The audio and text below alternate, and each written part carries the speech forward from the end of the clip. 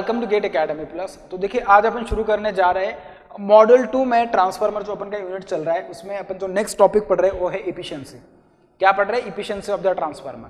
तो देखिए जब भी आप एफिशिएंसी की बात करते हैं तो एफिशिएंसी का मतलब तुरंत आपके दिमाग में आता होगा इनपुट और आउटपुट इन दोनों का जो रेशो होगा, the ratio of output with respect to input, it will be defined as efficiency. ठीक है, लेकिन जब मैं एफिशिएंसी की बात करता हूं तो एफिशिएंसी जितने भी इलेक्ट्रिकल मशीन्स की बात की जाएगी तो उनके अराउंड के बाद में transformer is going to be the only one, it is going to be the only one device which is going to play a vital role in case of giving high efficiency, in case of what? Giving high efficiency। क्योंकि जब आप synchronous machine की बात करोगे, DC machine की बात करोगे, induction machine की बात करोगे, उन सारे के सारे मशीन्स में ट्रांसफार्मर एक लौता ऐसा मशीन है कि जो सबसे ज्यादा आपको क्या देगा? एफिशिएंसी देगा। इसके पीछे रीजन है कि ट्रांसफार्मर क्या है? Transformer is a static electromagnetic device. बहुत ज्यादा इंपॉर्टेंट वर्ड है स्टैटिक इलेक्ट्रोमैग्नेटिक डिवाइस। क्या है? स्टैटिक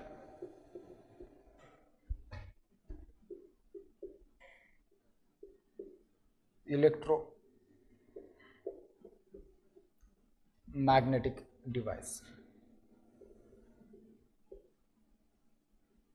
सबसे इंपॉर्टेंट बात तो ये है कि मतलब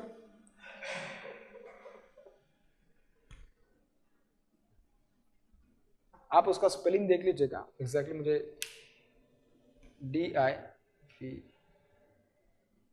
ठीक है, आप देख लीजिएगा। तो एक है स्टैटिक इलेक्ट्रोमैग्नेटिक डिवाइस है या स्टैटिक इलेक्ट्रोमैग्नेटिक मशीन कह सकता हूं मैं, कोई दिक्कत नहीं है। तो जैसे भी आपके दिमाग में वर्ड आया कि स्टैटिक है, तो स्टैटिक से बहुत सारी चीजें जो है ना आपकी क्लियर होती जा रही है। देखिए कैसे स्टैटिक है, इसका मतलब यहाँ से एक बात पता चल गया कि यहाँ पे रोटेटिंग कोई नहीं होने वाला है। यहाँ पे क्या है? रोटेटिंग कुछ भी नहीं होने वाला। अगर यहाँ पे रोटेटिंग कुछ भी नहीं मतलब क्या? तो रोटेशनल लॉसेस करके जो कंसेप्ट है, जो बात है जो अपन सुनने वाले, तो वो वाले रोटेशनल लॉसेस की बात अपन को नहीं पता, मतलब इसमें आएगा ही नहीं। क्यों नहीं आएगा भाई? इसके लिए नहीं आएगी, उसमें कोई रोटेटिंग एलिमेंट है ही नहीं। कभी देखा है अपना ट्रांसफार्मर क्या रोटेट कर रहा है? ऐसा कभी देखा है?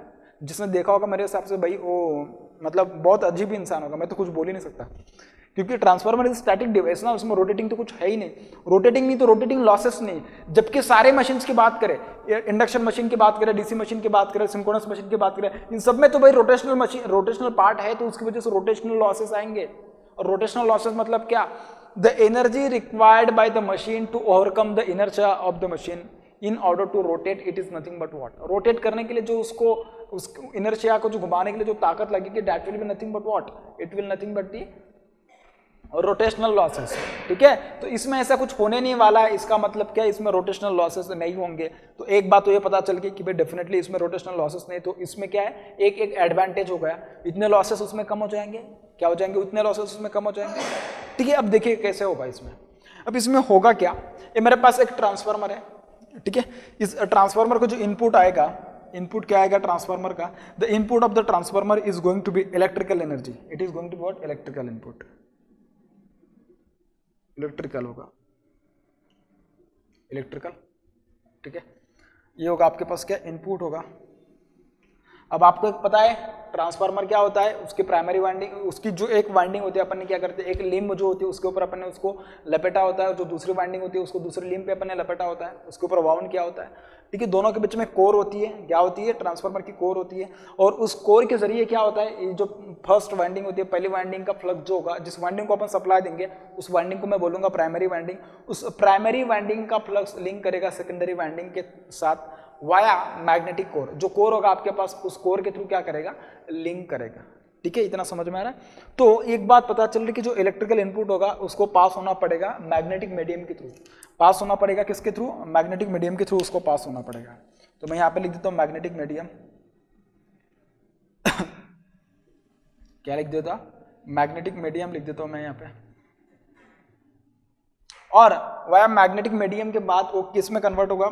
जो आपको मिलने वाला होगा दैट विल बी आउटपुट किस में आएगा? इलेक्ट्रिकल में। तो ये आएगा आपका क्या? इलेक्ट्रिकल। ठीक है, इस तरीके से। अब अपन को एक बात पता चला कि ट्रांसफार्मर है, उसका इनपुट इलेक्ट्रिकल है, मैग्नेटिक मीडियम के थ्रू जब वो पास हो रहा है उसका फ्लक्स तो जब सेकेंडरी के साथ लिंक करेगा, तो सेकेंडरी के साथ लिंक करने के बाद जो आउटपुट में आने वाला होगा दैट विल बी इलेक्ट्रिकल। ये सब कुछ अपन ने ट्रांसफार्मर एक्शन में और ट्रांसफार्मर का वर्किंग प्रिंसिपल जब समझा था तो उसमें अपन ने सारी बातें उसमें पढ़ी थी। ठीक है, तो सवाल ये होगा कि जब अपन उसकी एफिशिएंसी डिफाइन करेंगे तो उसमें कौन कौन से पैरामीटर्स है कि जिनको अपन को कंसिडर करना पड़ेगा in order to determine the efficiency of the transformer. तो देखिए मैं इसको थोड़ा सिंप्लीफाइड फॉर्म में, मतलब थोड़ा अच्छे से अगर उसको मैं ड्रॉ करूं तो उसमें देखिए मैं बता देता हूं कि कैसे अपन ये करेंगे। सपोज एक छोटा सा मैं ट्रांसफार्मर निकालता हूं, ये ट्रांसफार्मर है, ठीक है, थोड़ा टेढ़ा हो गया है,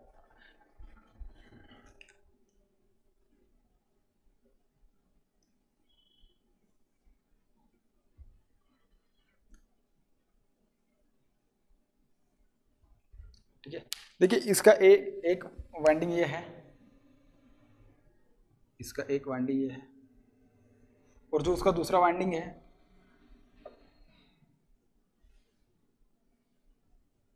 ये उसका दूसरा वाइंडिंग है, ठीक है। तो जब मैं यहां पे इनपुट दूंगा प्राइमरी साइड में, जब मैं यहां पे इनपुट दूंगा,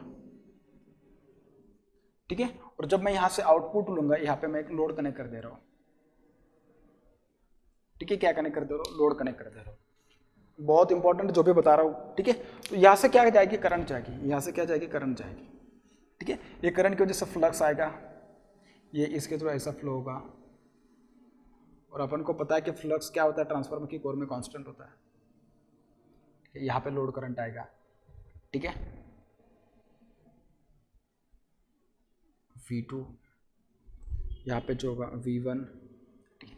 ये सारी बातें अपने इसके पहले तो पढ़ी है, लेकिन सबसे जो इसमें बहुत जो इंपॉर्टेंट बात है कि जो देखने लायक बात है, जब मैंने एक आपको टॉपिक पढ़ाया था रेफरिंग ऑफ द ट्रांसफार्मर करके, क्या, referring of the transformer parameters, जब मैंने पैरामीटर्स रेफर करने की बात करी थी तो उसमें मैंने बहुत सारे पॉइंट्स के बारे में आपको बताया था। मैंने क्या किया था, बहुत सारे पॉइंट्स के बारे में आपको बताया था। उसमें मैंने दिखाया था कि ये वाली जो वाइंडिंग है, इस वाइंडिंग के जो रेजिस्टेंस और इंडक्टेंस जो होंगे, मतलब उसका रेजिस्टेंस, इंडक्टिव रिएक्टेंस जो होगा, वाइंडिंग का लीकेज इंडक्टेंस होगा, सिमिलरली इस वाइंडिंग का भी होगा। तो उसके जो लॉस, मतलब वो जो लॉसेस होंगे, जो उसके जो पैरामीटर्स आएंगे, उन पैरामीटर्स को अगर मैं अच्छे से देखूँ तो देखिए इसका जब मैं सर्किट बनाऊंगा तो उसका सर्किट मैं फिलहाल जो यहाँ पे कंसिडर कर रहा हूँ इफिशियंसी में, तो देखिए इसका जब मैं इक्विवेलेंट सर्किट देख रहा हूँ,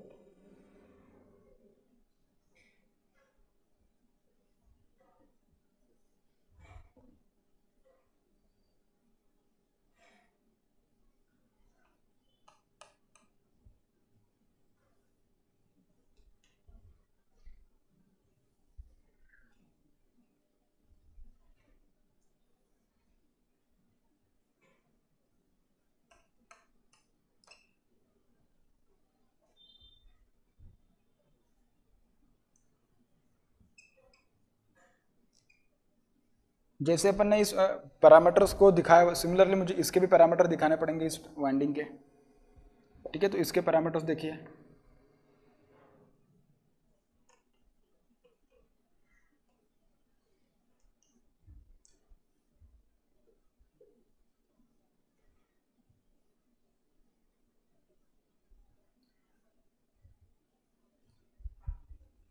ठीक है। तो देखिए ये रेजिस्टेंस है इसका, प्राइमरी वाइंडिंग का रेजिस्टेंस है तो R1, this is JX1, this is RC, resistance of the core, this is XM, reactance of the core, ठीक है, and this is resistance R2, this is JX2, and this is what, this is nothing but load, this is nothing but what, load, ठीक है। तो अपन क्या करेंगे, जो भी load दिया होगा, जो भी कुछ मतलब पैरामीटर्स दिए होंगे, उनको अपन एक साइड के लिए निकाल लेते हैं, तो उसके अकॉर्डिंग अपन करंट निकालते हैं। ये सारी बातें मैं आपको पैरामीटर्स रेफरिंग जब टॉपिक पढ़ाया तो उसमें सब कुछ मैं आपको बता चुका हूँ, ठीक है। तो अपन को एक बात पता चल रही है कि यहाँ पे जो एलिमेंट है कि जिसमें लॉस हो सकता है, कौन कौन सा एलिमेंट है।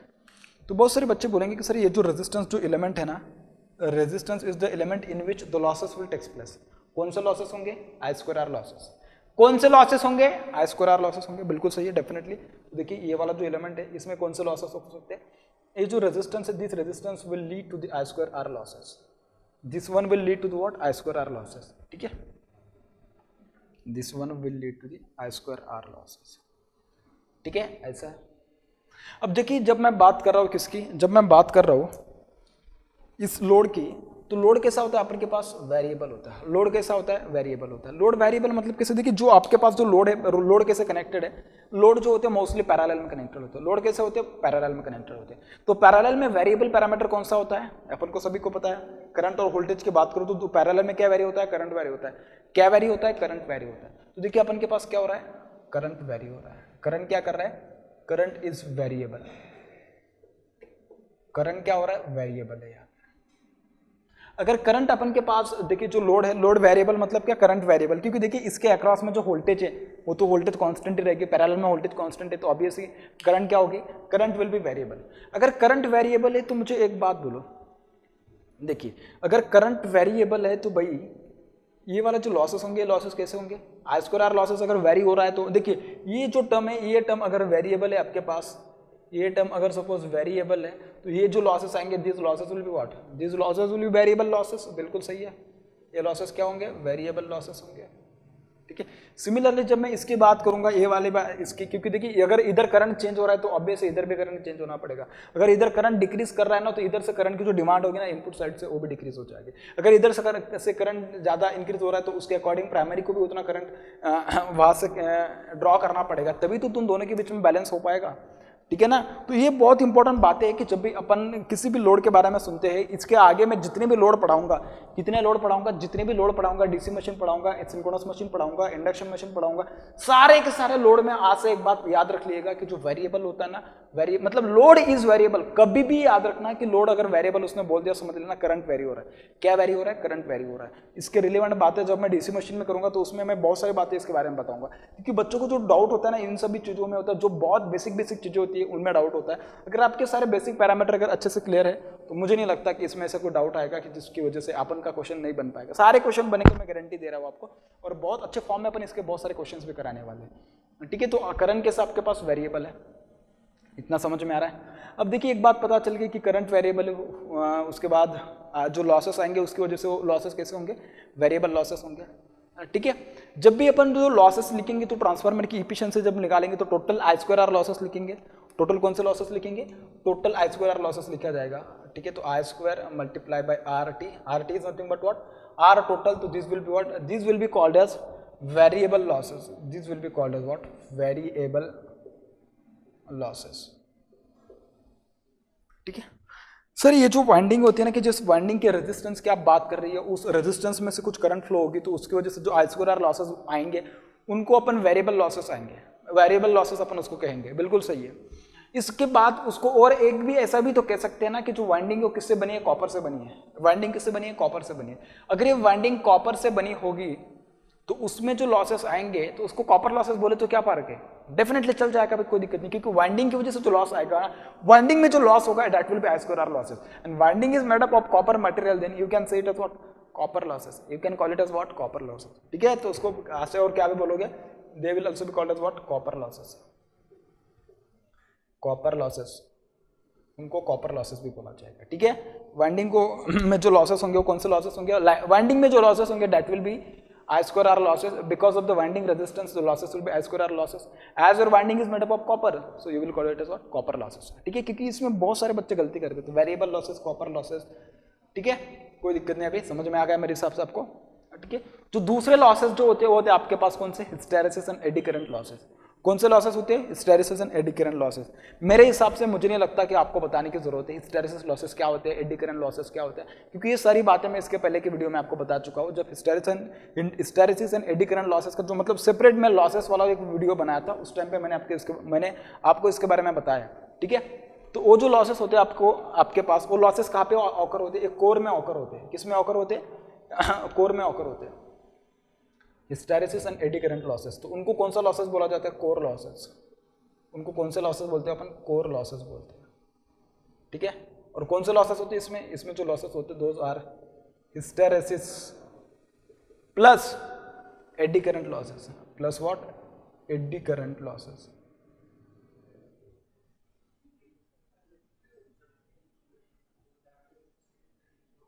Hysteresis plus what? Eddy current losses. ये किस में होते हैं? कोर में होते हैं, तो उसको तुम बोलते हो क्या? कोर लॉसेस बोलते हैं। उसको तुम क्या बोलते हैं? कोर लॉसेस बोलते हैं। सर ये जो कोर होती है ना, किससे बनी होती है? कोर आयरन से बनी होती है, फेरोमैग्नेटिक मटेरियल से बनी होती है, तो उसको तुम क्या बोलते हो? बिल्कुल सही, उसको तुम बोलते हो आयरन लॉसेस, उसको तुम क्या बोलते हो, आयरन लॉसेस बोलते हो भाई, ठीक है। Those are also called as what, iron losses, iron losses भी आप उसको कह सकते हो, ठीक है। तो ये जो आयरन लॉसेस होते हैं ना, ये लॉसेस कैसे होते हैं, देखिए core losses, iron losses, these are also called as a constant losses, these are also called as what, constant losses. और इनको कांस्टेंट लॉसेस क्यों बोलते हैं ये भी मैंने आपको बताया है, ये भी क्या है मैंने आपको बताया है, ठीक है। कोर लॉसेस, आयरन लॉसेस और एडी करंट लॉसेस भी, सॉरी कांस्टेंट लॉसेस भी आप उनको कह सकते हो, ठीक है। तो मैं बोल देता हूं आपको कांस्टेंट लॉसेस, कांस्टेंट लॉसेस, ठीक है। These losses are also called as iron losses, क्या बोलते हैं उनको अपन, आयरन लॉसेस भी बोलते हैं। और क्या बोलते हैं उनको, कोर लॉसेस, क्योंकि कोर में हो रहे हैं। कोर किससे बनी है, आयरन से, तो इसके लिए उसको क्या बोलोगे, आयरन लॉसेस भी बोलोगे। इतना समझ में आ गया, ठीक है। सपोज अगर आपको एक आध बार अगर सपोज ऐसा कोई क्वेश्चन पूछे कोई कि जो ट्रांसमिशन लाइन होती है पावर सिस्टम में आप जो पढ़ते हो, वो ट्रांसमिशन लाइन, ये भी तो एक वायर ही है ना, ये भी तो कंडक्टर ही है, इसमें कौन से लॉसेस होते हैं सर, इसमें लॉसेस जो होते हैं ना सर, इसमें भी इसका भी इस वाइंडिंग मतलब ये जो कंडक्टर इसका भी रेजिस्टेंस होगा, इसका भी इंडक्टेंस होगा, हाँ सही है। तो सर इसका जो रेजिस्टेंस होगा उसकी वजह से जो लॉसेस आएंगे वो होंगे आपके पास आई स्क्वायर आर लॉसेस, हाँ बिल्कुल सही है सर। ये जो आई स्क्वायर आर लॉसेस है ना उनको अपन कॉपर लॉसेस भी बोलेंगे, क्या बोलेंगे, कॉपर लॉसेस। क्यों, क्योंकि देखिए ना भाई मैंने लिखा है ना, क्यों I square R losses will be equals to variable losses, this will be what, copper losses. लेकिन मैंने बोला क्या था, मैंने बोला था क्या, वाइंडिंग किससे बनी थी, कॉपर मटेरियल से बनी थी। याद रखना कि इसमें ये वाले जो कंडक्टर हैं, these are not made up of copper, these are made up of aluminium. इसको तुम बोलोगे क्या, ACSR कंडक्टर बोलोगे, एल्यूमिनियम रेनफोर्स जो कंडक्टर बोलोगे आप उसमें। तो ACSR कंडक्टर जो होते हैं एल्यूमिनियम से बने होते हैं, तो ऑब्वियस है कि उसमें जो बात की जाएगी तो those will be what, those will be I square R losses, variable losses, but will not be copper losses, those will be what, aluminium losses. क्या होंगे, एल्यूमिनियम लॉसेस। एक बात याद रखना, बहुत सारे बच्चे इसमें गलती कर जाएंगे, तो और मतलब भावनाओं में बह के डायरेक्टली बोल देंगे हाँ सर जो आई स्क्वायर लॉसेस होते हैं, वेरिएबल लॉसेस होते हैं, कॉपर लॉसेस होते हैं, हाँ डायरेक्टली उसमें भी बोल देंगे, लेकिन इसमें नहीं चलेगा ऐसा। किसमें, ये एल्यूमिनियम में नहीं चलेगा, ट्रांसमिशन लाइन में नहीं चलेगा। याद रखना, बहुत इंपॉर्टेंट पॉइंट है, और इसमें मतलब ओरल में पूछे जाते हैं ऐसे क्वेश्चन, ठीक है। तो ये अपन ने पढ़ा। तो अपन अगर इसकी इफिशिएंसी अगर डिफाइन करने की बात करें तो इफिशिएंसी देखिए कैसे डिफाइन करेंगे, इफिशिएंसी कैसे डिफाइन करेंगे, efficiency is equals to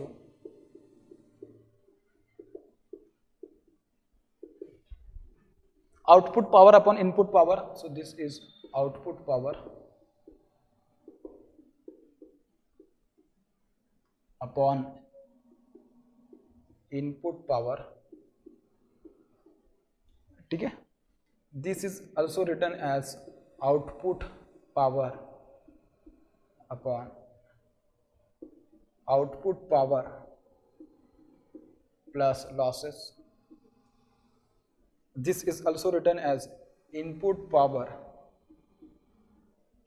minus losses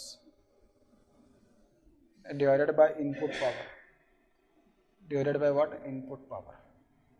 ये बहुत इंपॉर्टेंट इसके लिए क्योंकि इसमें ना बहुत सारी जगह पे कभी कभी इफिशिएंसी पूछेगा ना, तो इसमें कुछ तीनों में से एक फॉर्मूला लगने वाला है तो डेफिनेटली, और तीनों भी सेम है, कुछ भी चेंज नहीं है, ठीक है। बस तीनों का मतलब कभी कभी ना मतलब जो पैरामीटर्स दिए होते हैं ना उसमें से अगर आप उसको थोड़ा इस तरीके से अगर मैनिपुलेट करते आ गए आपको किसी भी फॉर्मूले को, तो आप आराम से उसका आंसर लिख जाओगे, आराम से क्या करोगे आप उसका आंसर लिख पाओगे, ठीक है। तो एफिशिएंसी ईटा से दिखाते हैं, दिस इज ऑल्सो ईटा, ठीक है।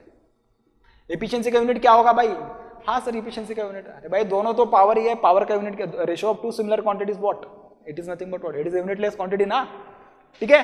तो अपन यहां तक उसको पढ़े अच्छे से। इसमें एक और बहुत अच्छे से टर्म आने वाली है, that term is going to be what, it is going to be loading. क्या बोल रहा हूं मैं, लोडिंग। अब इसमें लोडिंग क्या होती है बेसिकली मैं उसको अच्छे से समझा देता हूं, उसके बाद अपन इसके ऊपर न्यूमेरिकल करेंगे और थोड़ा डिस्कशन करेंगे बहुत अच्छे से, ठीक है। तो लिखिएगा आगे, लोडिंग क्या होगी, लोडिंग उसको मैं इंडिकेट करूंगा स्मॉल एक्स से, किससे इंडिकेट करूंगा, स्मॉल एक्स से। अब लोडिंग का मतलब क्या होगा, देखिए लोड है,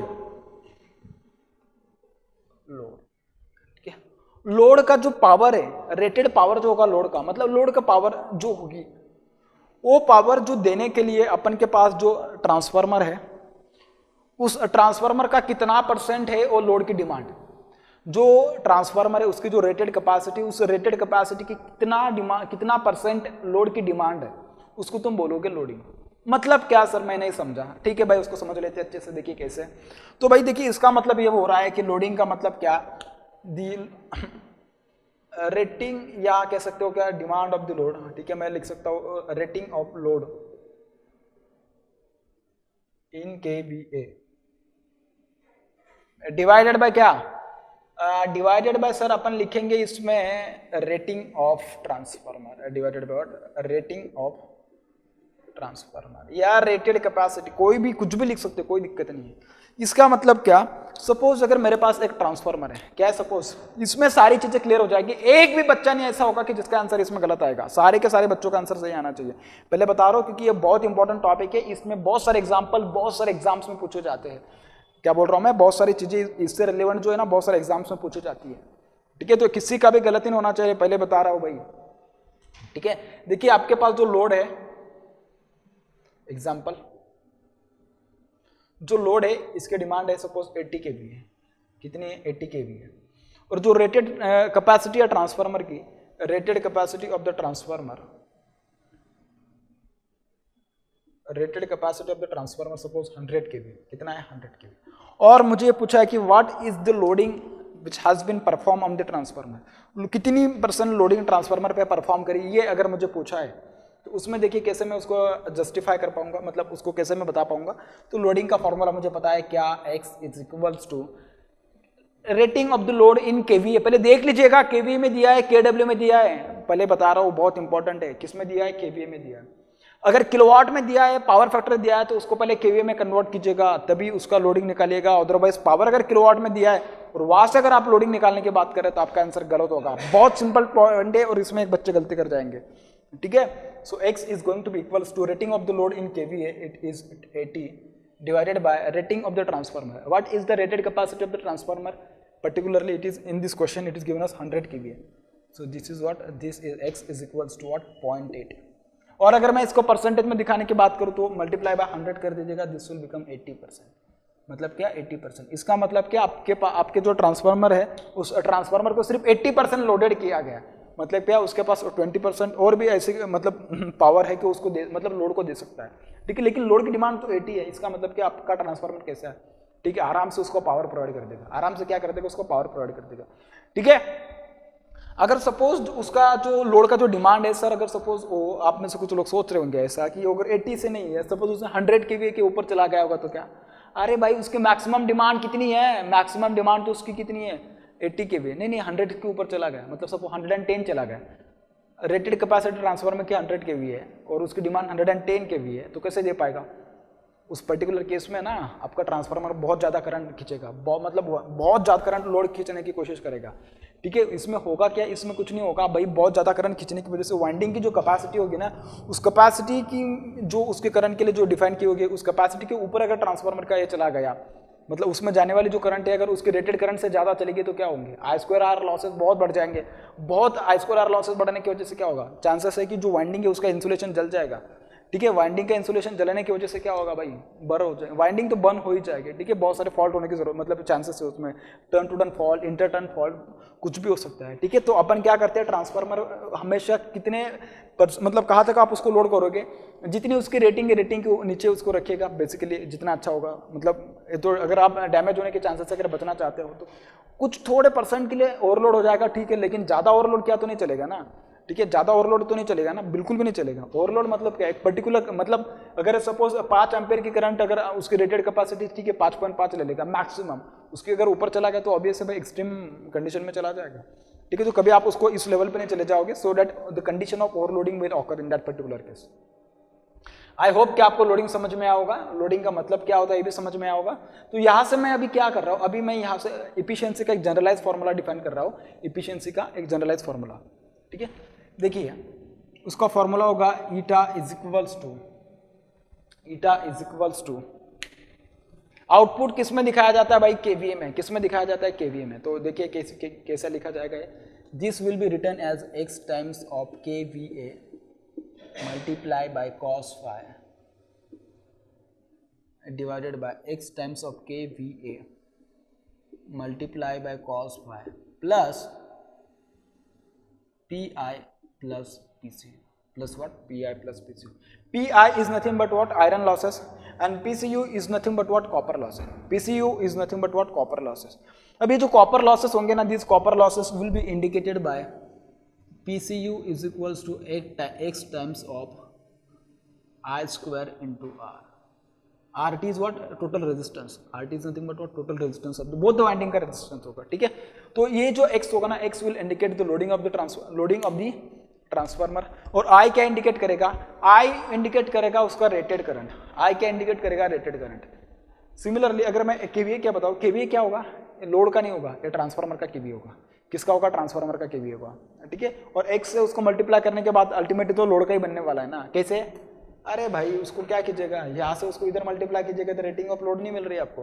ठीक है, रेटिंग ऑफ ट्रांसफार्मर मतलब मैंने बोला ना कि this KVA is nothing but what, this KVA is of transformer not of load.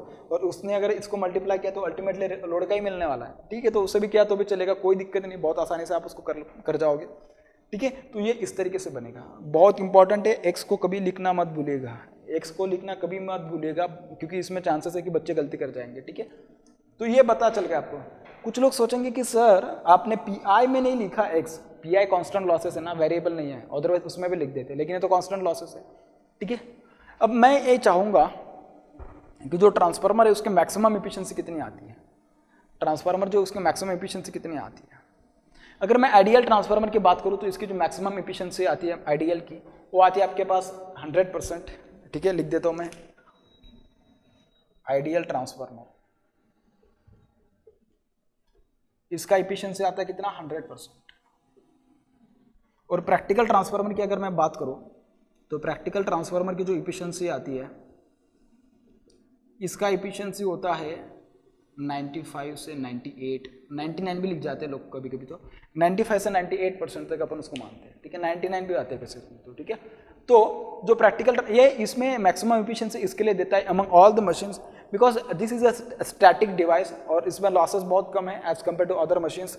इसमें विंडेज लॉसेस नहीं, फ्रिक्शन एंड विंडेज लॉसेस नहीं है.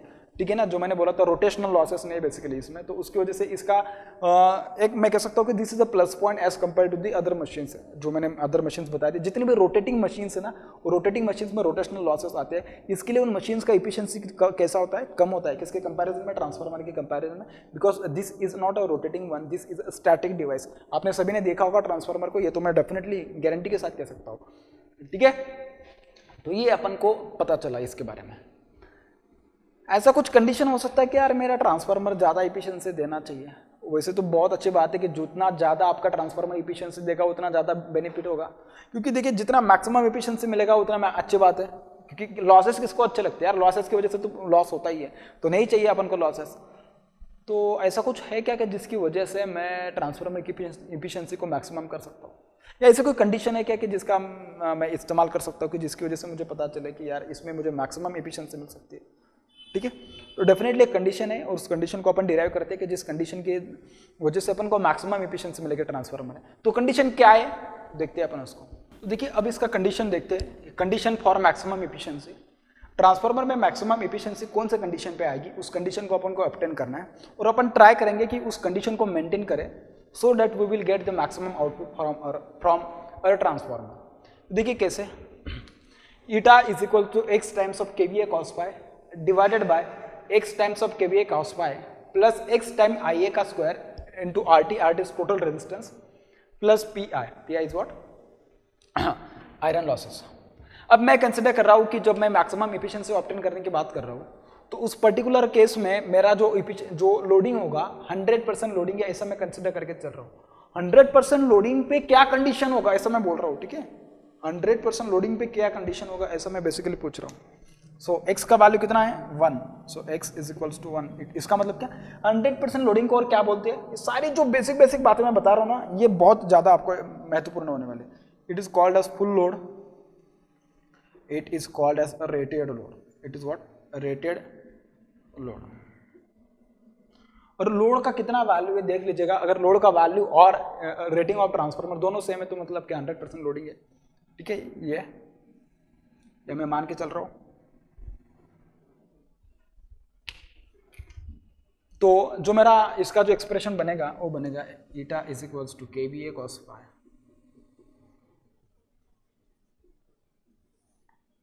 Divided by KVA cos phi plus I square times RT plus PI plus what PI। अब मैंने आपको पूरा जब समझाया था तो उसमें मैंने बताया था कि जो चीज़ें आपके पास वेरिएबल है ना उनके साथ अपन क्या कर सकते हैं, इफिशिएंसी को मतलब उनको वेरी करके बढ़ा सकते हैं। इफिशिएंसी को क्या कर सकते हैं, उन वेरिएबल चीज़ों को चेंज करके अपन क्या कर सकते हैं, बढ़ा सकते हैं। तो इसमें क्या वेरिएबल हो सकता है सर? इसमें ना जो करंट है, करंट वेरिएबल है। हाँ ठीक है, बिल्कुल सही है। तो करंट एक क्या होगा आपके पास, variable parameter, this one is the variable one. और क्या हो सकता है सर, जो लोड है ना, लोड का पावर फैक्टर वेरिएबल हो सकता है, बिल्कुल सही है। तो देखिए दिस इज ऑल्सो वेरिएबल। तो मैं क्या कर रहा हूं, मैं ऐसा कर रहा हूं कि इफिशिएंसी मैक्सिमाइज करने के लिए मैं पहले करंट को वेरिएबल कर रहा हूं। किसको, करंट को वेरिएबल कर रहा हूं। तो अगर मैं करंट का वेरिएबल करूं तो देखिए उसका क्या करूंगा, डिफरेंशिएशन लीजिएगा और उस डिफरेंशिएशन को क्या कीजिएगा, इक्वेट कर देगा जीरो के साथ। आपको पता चल जाएगा कि इफिशिएंसी कौन से कंडीशन पे मैक्सिमम आएगी। देखिए कैसे, तो इसका डिफरेंशिएशन कर रहा हूं मैं। सो डिफरेंशिएट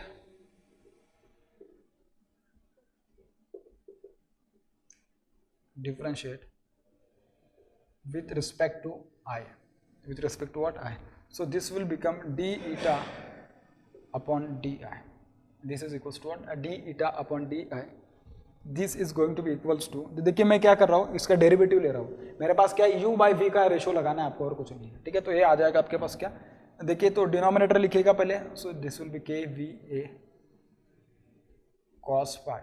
ठीक है, इसमें मैं थोड़ा चेंज कर देता हूँ, एक छोटा सा डिफरेंशिएट करने के पहले मैं क्या कर रहा हूँ, डिफरेंशिएट करने के पहले मैं यहाँ से ना करंट को कॉमन निकाल लेता हूँ। करंट का जो एक्सप्रेशन है ना, मतलब इसको थोड़ा मैं चेंज कर रहा हूँ। देखिए थोड़ी बात थोड़ा जल्दी कर लिया। ईटा इज इक्वल्स टू, मैं देखिए उसको क्या लिख रहा हूँ, KVA को VI। ज़्यादा सिंपल हो जाएगा क्योंकि डिफरेंशिएशन अगर बहुत ज़्यादा सिंपल करना है तो देखिए क्या कर रहा हूँ मैं इसमें, this will B VI cos phi plus I square R plus PI plus what PI। दोनों में से करंट को कॉमन निकाल लीजिएगा क्योंकि बहुत सारी बातें कि इसमें बहुत मतलब आसान हो जाएगा इंटीग्रेट डिफरेंशिएशन करना। तो this will become VI, sorry, तो अगर मैं I को कॉमन निकाल रहा हूँ तो I थोड़ी ना आएगा फिर, तो this will be V cos phi divided by V cos phi plus IR plus PI upon I plus what, PI upon I। अब कीजिएगा उसका डिफरेंशिएशन है। अब लिखिएगा differentiate with respect to I। अब मैं लिखता हूं उसको differentiate with respect to I। अगर मैं उसका डिफरेंशिएशन करूंगा विथ रिस्पेक्ट टू I तो देखिए मेरे पास जो टर्म आएगा उसका किस तरीके से आएगा। सो expression will become d eta upon di, this will become V cos phi plus IR plus PI upon R। PI upon R नहीं है, I आएगा ना, this will become I multiply by derivative of the numerator. अब numerator में क्या है, आप देख सकते हो कि न्यूमरेटर में V cos phi क्या है, अपन I के रिस्पेक्ट में क्या कर रहे हैं, डिफरेंशिएशन कर रहे हैं। तो V cos phi क्या होगा, एक कांस्टेंट टर्म है और कांस्टेंट टर्म का डेरिवेटिव क्या आएगा भाई, the derivative of the constant term will become 0। So this is 0 minus क्या, minus derivative of the denominator term. तो derivative of the denominator term, denominator में क्या है, V cos phi। V cos phi क्या है, कांस्टेंट टर्म है, उसका derivative होगा 0 प्लस क्या है, I टाइम्स ऑफ R है, IR। IR का डेरिवेटिव क्या आ जाएगा, I का डेरिवेटिव 1 और R तो एक कांस्टेंट नंबर है, प्लस P अपॉन I, उसका डेरिवेटिव क्या आ जाएगा, 1 अपॉन x का डेरिवेटिव क्या होता है, minus 1 by square. Similarly this will become minus P by I square, minus what, P by I square, and this will be multiply by, this term will be multiply by V cos phi, it will be multiply what, V cos phi divided by, this whole term will be divided by V cos phi plus IR plus PI upon I। इसका क्या हो जाएगा, square, इसका क्या हो जाएगा, square हो जाएगा। अब मैं इसको क्या कर रहा हूँ, इक्वल्स टू जब मैं 0 करूंगा तो ये जब इसको मल्टीप्लाई कर जाएगा तो क्या बन जाएगा, 0 बन जाएगा, बिल्कुल सही है। ठीक है, ये तो this whole term multiply by 0, this will also become 0। तो ये बन जाएगा minus R minus P upon I square multiply by V cos phi multiply by what V cos phi. V cos phi जब इधर चला जाएगा तो it will also become zero, as it will become zero तो ये जो बन जाएगा मेरे पास this term will become P by I square is equals to R, it is nothing but what I square R is equals to what P I. ये P आई में लिखना भूल गया, ओनली पी लिखते जा रहा हूँ मैं, दिस इज पी आई, ठीक है, this is P I, P I is nothing but what iron losses. तो ये आया मेरे पास क्या कंडीशन, ये क्या है मेरे पास कंडीशन आया, ठीक है। तो इस कंडीशन से क्या पता चला, I square R losses are equals to iron losses, these are equals to what iron losses. I square R losses are nothing but what variable losses, variable losses can be made equals to the constant losses in order to obtain the maximum efficiency of the transformer, in order to obtain the what maximum efficiency of the transformer। और अगर अपन को maximum efficiency obtain करनी तो उसके लिए क्या करना पड़ेगा, दोनों लॉसेस को क्या करना पड़ेगा, सेम करना पड़ेगा, दोनों लॉसेस को क्या करना पड़ेगा, सेम करना पड़ेगा। इसमें और एक बात अगर थोड़ा मैं अच्छे से बताऊँ आपको तो देखिए इसमें क्या बात अपन को देखने के लिए सीखने के लिए मिल सकती है। इसमें मैंने क्या कंसिडर किया था, ये 100% लोडिंग जब की थी मैंने तब की बात कर रहा हूँ, किसकी बात कर रहा हूँ, 100% लोडिंग की बात कर रहा था मैं, ठीक है। तो 100% लोडिंग पर अगर मैं चाहूँ कि मैक्सिमम एफिशिएंसी आनी चाहिए तो उसके लिए दोनों लॉसेस कैसे होना चाहिए, सेम होना चाहिए। उसके लिए क्या होना चाहिए, दोनों लॉसेस सेम होना चाहिए, ये तो समझ में आ गया। इसमें और एक बात मैं देख सकता हूँ कि सर ऐसा कुछ हो सकता है कि देखिए अगर मैं ऐसा कंसिडर किया कि मेरे पास आयरन लॉसेस जो तो मैंने क्या बोला था कांस्टेंट है, आयरन लॉसेस क्या है होते हैं कांस्टेंट है, और वेरिएबल लॉसेस कैसे होते हैं, कॉपर लॉसेस ये कैसे होते हैं, वेरिएबल होते हैं। तो कॉपर लॉसेस जो होते हैं ना उनको तुम कांस्टेंट के बराबर कर सकते हो, कांस्टेंट लॉसेस के बराबर। कांस्टेंट लॉसेस को आप वेरिएबल के बराबर नहीं बना सकते, मतलब क्या, जो लॉसेस कांस्टेंट है उसको तुम कभी वेरी नहीं कर सकते हो, तो उनके बराबर वेरिएबल को लेके आओ ना, वेरिएबल को उतना वेरी कीजिएगा so that it will become equals to what constant losses. जैसे भी दोनों कांस्टेंट हो, दोनों सेम हो गए, अपन का मैक्सिमम एफिशिएंसी का जो पर्पस था वो क्या हो गया, फुलफिल हो गया, वो क्या हो गया, फुलफिल हो गया, ठीक है। इतना समझ में आ गया। आप में से कुछ लोग बोलेंगे कि सर जो करंट का वैल्यू होगा मैक्सिमम एफिशिएंसी पे, मैक्सिमम एफिशिएंसी जब ऑकर होगी उस टाइम पे तो क्या होगा, इस टाइम पे तो दोनों सेम हो जाएंगे।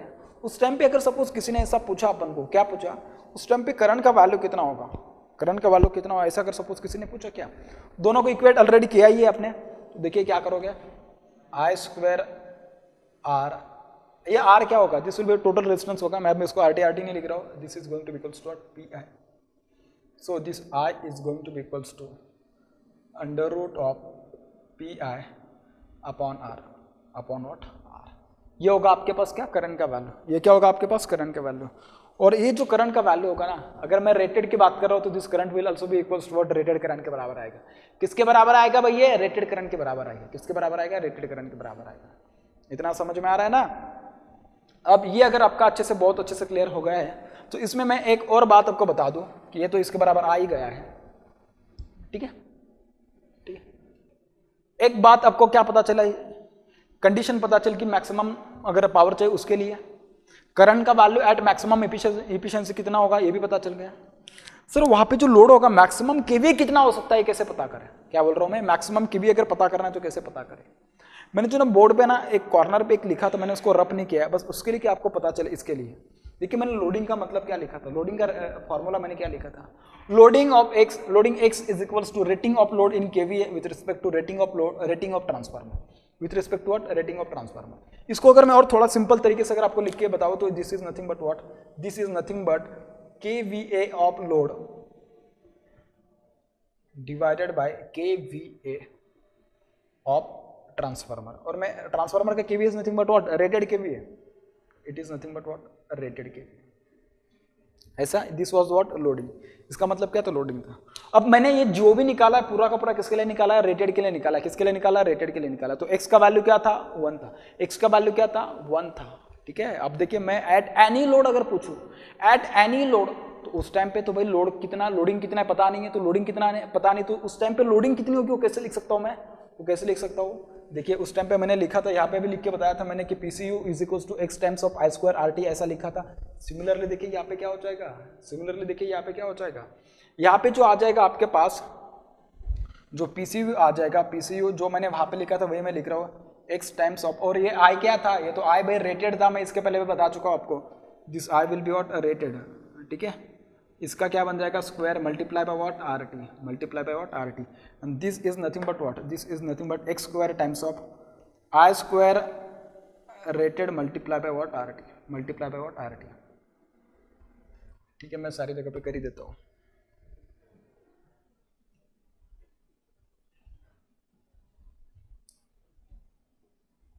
ठीक है ऐसा, और ये जो आई स्क्वायर आर टी जो रेटेड है इसको मैं क्या बोलता हूँ, this is nothing but what, this are the PCU rated, these are the what, these are nothing but PCU rated, so x square multiply by PCU, these are the rated copper losses, these are what rated copper losses। और ये किसके copper losses है, ये उस load के उस particular loading पे कितने copper losses हो रहे हैं, those losses are x square times of PCU rated, those losses are what, those losses are x square times of PCU rated। तो अपन ने उसको लिख दिया। ठीक है, ये बहुत इंपॉर्टेंट रिलेशन है कि जहाँ से अपन को बहुत सारी चीज़ें यहाँ पे भी सीखने के लिए मिलने वाली। तो अपन ने देखिए ये जो रिलेशन था यहाँ पे इस आई का वैल्यू तो अपन ऐसे पुट कर सकते हैं, x square times of I square rated, ऐसा पुट कर दिया। ठीक है, ये आई का वैल्यू क्या होगा, ये तो अगर सपोज मैं एक्सक्यूज में मैंने यहाँ पे जो बोला है ये तो फुल लोड के लिए था।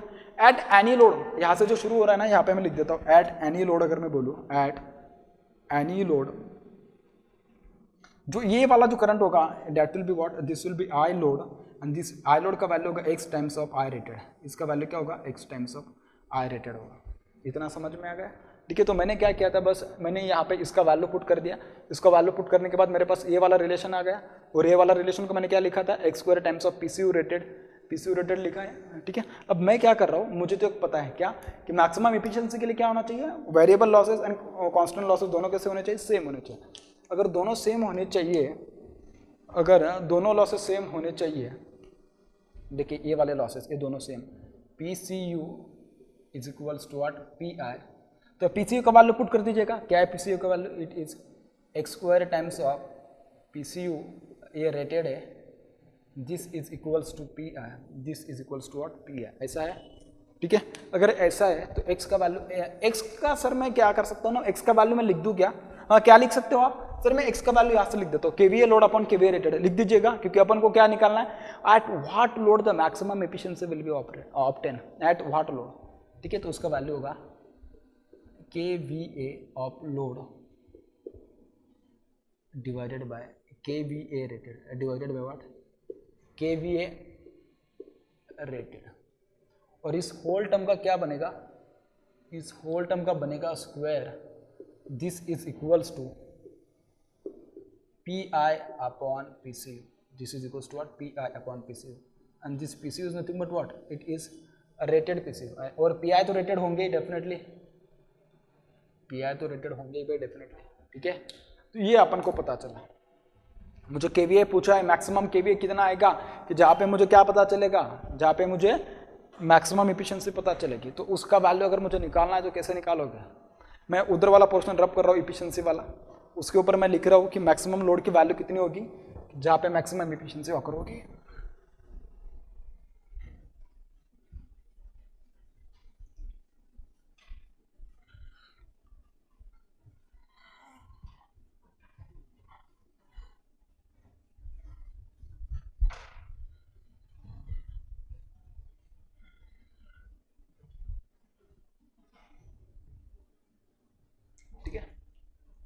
अब मुझे KVA लोड का वैल्यू पूछा है, KVA load upon KVA rated, this is going to be equals to under root of PI upon PCU, लेकिन ये कैसा होगा, रेटेड होगा, ये कैसा होगा, रेटेड होगा, और ये भी कैसा होगा, रेटेड होगा। ठीक है, और एक KVA लोड, एक कौन सा लोड होगा, एट मैक्सिमम एफिशिएंसी वाला लोड होगा, तो इसको कभी कभी ऐसा लिखा जाता है KVA load max KVA load, max KVA load भी लिखा जाएगा। ठीक है, मैं उसको यहाँ पे लिख देता हूँ मैक्सिमम KVA लोड, तो this will be KVA max ऐसा चाहे तो, या KVA लोड, ठीक है KVA max load, this is equals to KVA rated multiply by under root of PI upon PCU, these are what these are the rated losses. ठीक है, और यहाँ से पता चलेगा KVA max at which the maximum efficiency will occur, KVA max at which the maximum efficiency will occur। ठीक है, तो ये सारी बातें मैं यहाँ पर डिस्कस किया हूँ। मुझे अभी इतना तो कॉन्फिडेंस है कि आप सभी लोगों को बहुत अच्छे से समझ में आया होगा। इसमें जितनी भी चीज़ें मैंने डिस्कस करी है, एक भी चीज़ ऐसी नहीं कि जो मतलब समझने के लिए बहुत डिफिकल्ट है या याद नहीं आ रहा है या याद नहीं रहता है। ये सारी चीज़ें आप आराम से उसको डिराइव कर सकते हो, समझ सकते हो, और किसी भी न्यूमेरिकल में आप उसको क्या कर सकते हो, आराम से अप्लाई कर सकते हो। किसी भी न्यूमेरिकल में क्या कर सकते हो, उसको आप आराम से अप्लाई कर सकते हो। ठीक है, तो बात करेंगे अपन अभी जो सेकंड पार्ट है अपन का, किसका, एफिशिएंसी के बाद अपन बात करेंगे पावर फैक्टर की, कि जहाँ पे मैक्सिमम एफिशिएंसी आता है। उसके बाद अपन इसके रिलेवेंट न्यूमेरिकल देखेंगे।